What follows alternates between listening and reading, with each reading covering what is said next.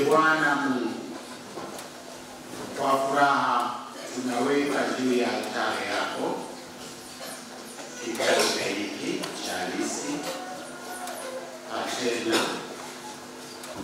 kwa ajili ya kuadhimisha sadaka ya agano jipya, mwili na damu ya mwanao ambavyo humo hutolewa na kupokewa. Vitakatifuze vyombo hivi.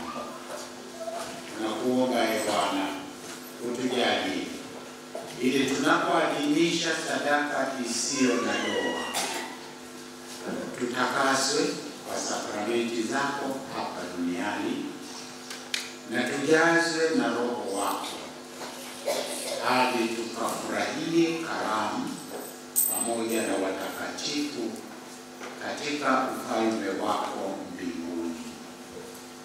Utukufu na heshima iwe kwako milele. Atukuzwe Mungu